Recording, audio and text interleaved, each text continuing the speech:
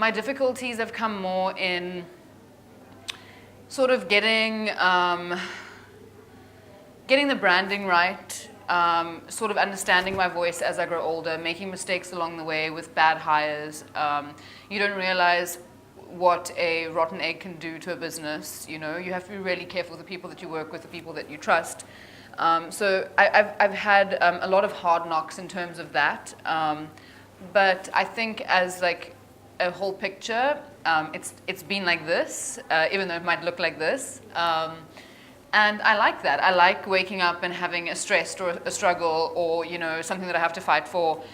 It makes life way more exciting. I don't want everything to be handed to me or given to me. So I think it makes business more exciting when the road's a bit rocky.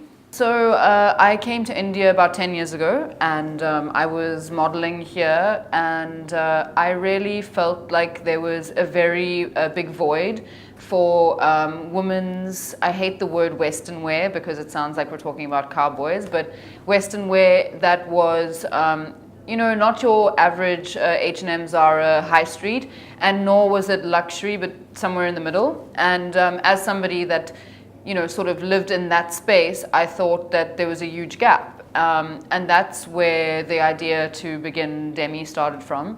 Also, I mean, I have a huge history with fashion. My mom was a fashion designer. My family's into the textile and haberdashery business. So I've grown up around, you know, beautiful fabrics and sketching with my mom and helping her make stuff. And I always knew that it was something that I wanted to do. And it just so happened that India is the best place to do it. So I was very blessed that I got to be here at the right time. I mean, it was definitely not easy starting it off. I was actually selling clothes out of the second bedroom of my apartment. That's how I started. I had this one little rack and all the girls would come over. And in the first week, I had, you know, basically sold to everyone in Bandra, and it was going really well. And that's when I realized, okay, this is a little business, and opened my first tiny store. And the evolution, it seems like it was fast from there, but it's been 5 years since I launched the brand. So, you know, not that fast, but it has been very welcoming. There have been a lot of battles, struggles. I mean, I think a huge issue that we have in India is perhaps the right staff for things. That's one thing that I've struggled with a lot. As a business owner, I feel like that is a big downfall here. But otherwise, it's been quite great. I feel that I always had great people around me.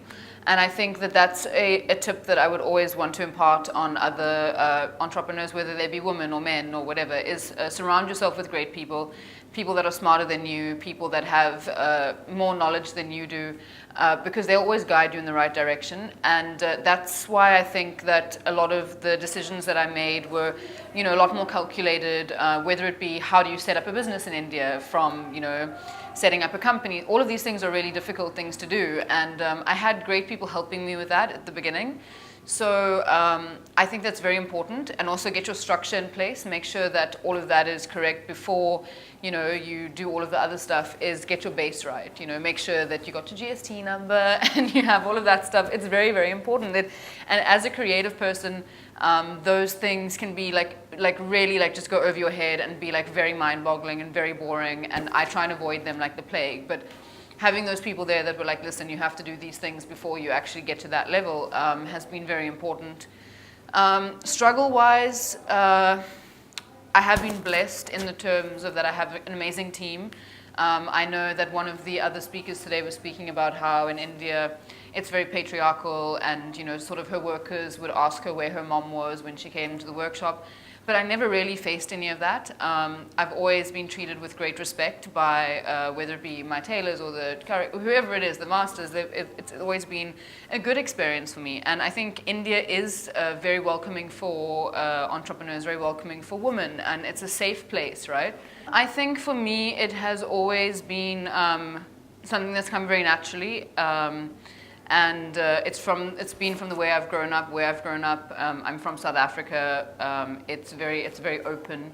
in that sense. My family's always taught me to sort of do and be whatever I want to be. As long as I'm being good to people, anything sort of goes, you know. And I feel like it's such a basic thing, and it's such a basic right of a woman, of a man, to feel sexy, to feel sensual, and for that to be denied to anyone is really sad. And for it to be looked down upon in any way is also sad, because there is a purity and there is a sense of class that does come from real sensuality. And I think sensuality really comes from within. And if you can tap into that and allow that to come out in a non-crass way, then it can be very beautiful.